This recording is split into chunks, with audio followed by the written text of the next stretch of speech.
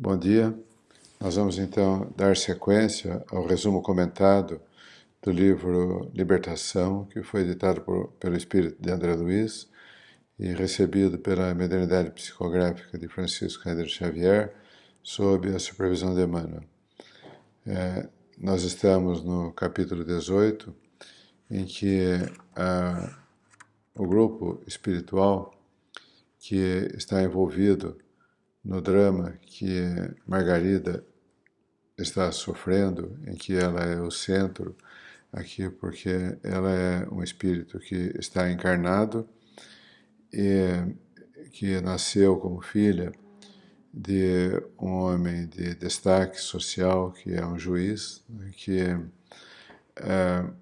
não tem nenhuma preocupação com a vida espiritual, e a Margarida é ligada espiritualmente a um espírito que impera em uma região das trevas como sacerdote de mistérios, né?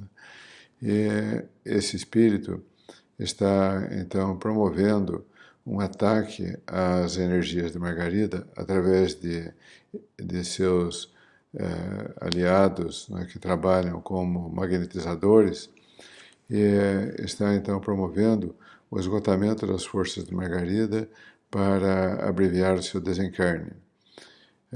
Nós vimos que o processo de resgate começa com Gúbio, quando ele toma então conhecimento da situação e principia ajudando aqueles que são os inimigos espirituais. Então, quando André Luiz observa isso, ele se recorda do ensinamento de Jesus: amai os vossos inimigos. Realmente, nós, como diz Kardec, nós não podemos ter o mesmo amor, a mesma naturalidade, a mesma liberdade entre os nossos amigos e os nossos inimigos, né? Porque é necessário que, com aqueles que ainda nos odeiam, nós tenhamos prudência, porque não há, então, naturalidade e nem há espontaneidade no convívio de pessoas que não se entendem, que se degradiam, né? No entanto, apesar das restrições que nós possamos impor ao convívio com os nossos inimigos, é importante que, como nós bem sabemos, através da lei da reencarnação, amigos e inimigos se aproximam pelos laços da reencarnação. Então nascem no seio da mesma família, como pais, irmãos, filhos, netos, né? E os laços de antipatia ou de simpatia anterior vão se manifestando como identidade ou como uma diferença muito grande entre esses espíritos, né? Então, mesmo que nós achemos que ainda não estamos em condições de amar nossos inimigos, é bom lembrar que nós já estamos nesse curso de aperfeiçoamento, porque estamos juntos àqueles que no passado foram nossos amigos, mas também estamos juntos aqui na mesma família, no mesmo lar, como nos aproximando, né, de espíritos que já foram nossos grandes inimigos em vidas passadas. Então, esse trabalho de reconciliação, quanto antes, deve ser realizado pelos espíritos, que nós então consigamos ultrapassar as barreiras da simpatia ou da antipatia para nos tornarmos fraternos e amistosos e amigáveis e colaborativos com todos aqueles que estão ao nosso lado, porque são certamente espíritos com os quais nós já temos laços de amor ou de rancor de encarnações precedentes. Agora que os espíritos obsessores, os grandes obsessores de Margarida já foram afastados, e que ela já então está iniciando um processo de recuperação, porque Gaspar, que era um espírito endurecido, foi afastado, foi atendido mediunicamente em um trabalho mediúnico e foi encaminhado para um posto de socorro. Leôncio e Saldanha já se convenceram de que, através da ação de Gúbio, é possível eles reencontrarem a paz que eles tinham perdido e que não conseguiam através da prática do mal. Mas a eficiente ajuda de Gúbio, que é um espírito que atua de forma a recuperar espíritos que se encontram em situação de desespero, através dessa ação benfazeja, eles conseguem então se reequilibrar e agora atuam em defesa do lar de Margarida. Nós vimos que Gúbio, então, faz um processo de isolamento da casa de Margarida com círculos magnéticos e principia ali um atendimento aos espíritos sofredores que estavam na vizinhança. Cada lar, cada casa, cada núcleo familiar e nas ruas há espíritos em grande condição de sofrimento que circulam entre nós. São espíritos que se desligaram da matéria, mas que não conseguem se adaptar às condições da vida espiritual, que se mantêm presos através de sentimentos que ainda são materiais, ligados ao plano material, e que não conseguem, então, desferir o voo da ascensão espiritual e permanecem presos, então, aos interesses mesquinhos, pequenos aqui do nosso plano material. E esses espíritos, então, são acolhidos nos jardins da casa aristocrática do juiz, onde Margarida, filha do juiz, habita. Essa casa que até há poucas horas era um reduto de espíritos infelizes e mal intencionados, verdadeiros delinquentes do plano espiritual, essa casa que estava atulhada de fluidos negativos, como se um esgoto tivesse sido drenado para casa, um esgoto espiritual tivesse sido drenado para dentro da casa, houvesse um transbordamento de esgoto para dentro de casa, essa casa então é saneada, totalmente saneada, pela ação de Gúbio e de outros trabalhadores espirituais que se juntam a Gúbio. E ela agora então se transforma num posto de socorro espiritual. Então a mudança de condição, de status da casa depende apenas da mudança interior nossa. Quando nós aderimos a um programa de regeneração espiritual, tanto o nosso ambiente, microambiente interno, o nosso interior, o nosso íntimo se reequilibra, quanto o ambiente em que nós vivemos, porque esse ambiente é uma extensão de nós mesmos. Nós sabemos que tanto o plano espiritual inferior, aquilo que na teologia comum se chama de inferno, quanto aquilo que na teologia se chama de paraíso, de céu, é apenas uma somatória de múltiplas emissões de indivíduos que estão naquele grau de entendimento e de postura frente à vida. Quer dizer, o indivíduo mal intencionado cria o inferno dentro de si e em torno de si. O indivíduo bem intencionado contribui para que o paraíso se estabeleça, o reino de Deus se imponha, porque apenas nos é pedido a intenção, a vontade sincera de nos regenerarmos. Então, agora que o posto de socorro em que se transformou a casa do juiz funciona ativamente, centenas de espíritos vieram atraídos pela luz que irradia agora desse posto de socorro e pedem acesso ao círculo interior. É permitido que muitos espíritos sejam autorizados a entrar, mas apenas entram aqueles que têm o desejo sincero de se reequilibrar.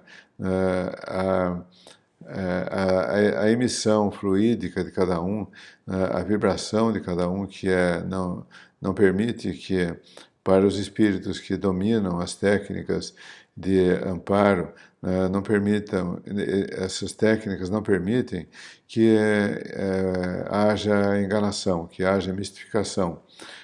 os espíritos que trabalham nesse campo de regeneração sabem distinguir aqueles que têm realmente a boa intenção de outros que apenas disfarçam uma intenção de prejudicar ainda mais o meio.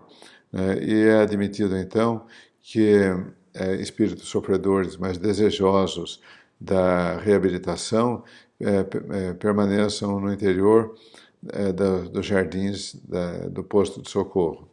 E Gubbio, então, pede a André Luiz que faça a oração de abertura e ele cede fluidos para que haja materialização do espírito de Matilde. Matilde é o espírito que, com a permissão de Deus e dos planos superiores da espiritualidade, está promovendo esse processo de reabilitação do grupo espiritual. Ela havia sido, então, o espírito que desde muitos séculos vinha trabalhando pela recuperação de Margarida e de Gregório, e que agora é chegado o momento culminante, né? No plano espiritual, o tempo tem uma conotação diferente da nossa aqui no plano material. No plano, a Margarida já estava encarnada há quase 30 anos, e a Matilde, que era o espírito que dirigia esse processo todo esse trabalho de recuperação espiritual, já estava há séculos trabalhando pela reabilitação de Gregório e de Margarida. E agora, então, Matilde, utilizando os fluidos que Gubbio lhe fornece, se materializa ali dentro do posto de socorro, né? Ela é um espírito que tem um perispírito já muito mais sutil do que o perispírito do grupo que ali está, do grupo espiritual que ali está. E ela precisa, então, para a manifestação direta para o grupo, de reduzir o nível, a tensão vibratória do seu perispírito. O seu perispírito é adequado à sua elevação espiritual, tem já um nível muito superior ao do plano em que nós encarnados aqui, via de regra, temos. E ela então se vale dos fluidos que Gubbio fornece para se materializar e dirige palavras de incentivo ao grupo, dizendo que o retorno à carne, a reencarnação, seria a grande possibilidade de reequilíbrio. Então, todos nós que estamos aqui suplicamos, pedimos e recebemos, né? Fizemos por merecer e recebemos a bênção do recomeço. Mas aqui, muitos de nós nos esquecemos de que aqui estamos para retomar um trabalho de recuperação espiritual. E muitas vezes mergulhamos de novo nas mesmas atitudes do passado que nos levaram ao sofrimento, nos levaram à ruína espiritual, e que agora nós retomamos de uma maneira totalmente imprudente. Então, é importante lembrar que a reencarnação é uma bênção que Deus nos oferece, porque nos permite o esquecimento das faltas passadas e porque nos abre a oportunidade de fazermos de novo. Esse fazer de novo é a grande chance que o espírito tem de se reequilibrar. Então, é importante que nós passemos pela nossa existência aqui no plano terreno, aproveitando as oportunidades, não as desperdiçando, porque nós podemos evoluir bastante com um proveito adequado das possibilidades que Deus nos oferece. Mas essa preocupação de recuperação, de reabilitação, passa necessariamente pela abertura da nossa concha fechada e escura do egoísmo. Então, o egoísmo que tem atrapalhado, que tem desvirtuado as nossas boas intenções, o egoísmo que nos tem feito desconsiderar os direitos e as necessidades dos outros, né? Esse velho egoísmo que ainda está muito presente dentro de nós, ele tende a destruir as nossas melhores esperanças. Então, vencer o egoísmo. E como que nós fazemos isso? Buscando força em Deus, pedindo a Jesus que nos ajude, estabelecendo programas de recuperação em que nós consigamos, mesmo que só pelas próximas 24 horas, só por hoje, como se fala nos círculos de anônimos, de alcoólicos anônimos, de narcóticos anônimos, só por hoje, nas próximas 24 horas, eu vou procurar vencer as minhas más tendências. Se eu não conseguir superá-las, eu vou procurar, vou me esforçar para mantê-las sob controle. Tudo aquilo que eu faço que perturba a minha vida, que perturba o ambiente da minha casa, da minha família, tudo aquilo que eu faço que gera conturbação em torno de mim, eu preciso aprender a não fazer, ainda que eu tenha a atração por fazê-la. Que eu consiga, com a ajuda de Deus, com a ajuda dos bons espíritos, neutralizar as tendências negativas que eu tenho dentro de mim. É isso que vai nos transformar numa pessoa de bem. Como diz Kardec, a pessoa de bem é aquela que se esforça para neutralizar as suas más tendências, que estão presentes essas más tendências dentro de nós, porque nós somos espíritos ainda muito imperfeitos e estamos num grau de entendimento, de compreensão da vida que exige que nós tenhamos uma decidida atitude de mudança interior, pedindo a ajuda de Deus, dos bons espíritos e nos esforçando para que a nossa encarnação não resvale novamente para os grandes prejuízos que nós já sofremos em vida passada. Em linhas rápidas e muito aquém do conteúdo elevado da preleção de Matilde,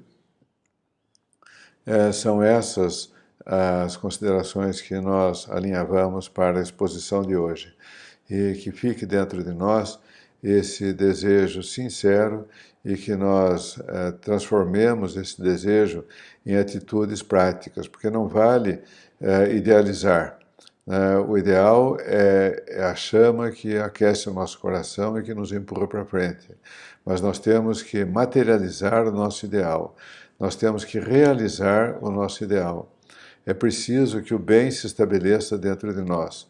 É preciso que o bem seja a grande força realizadora dentro de nós, que o bem tenha sucesso dentro de nós. Isso é importante, que nós deixemos de fracassar escorregando para as nossas más tendências e afirmemos as boas tendências que existem dentro de nós. O bem representa as boas tendências. Materializemos, façamos o bem em torno de nós e para conosco mesmo, porque é através desse mecanismo é que nós conseguiremos alcançar a harmonia, a paz interior e a felicidade que está realmente a nosso alcance e que foi feita exatamente o plano de paz, de harmonia de interior existe para que nós ingressemos nele.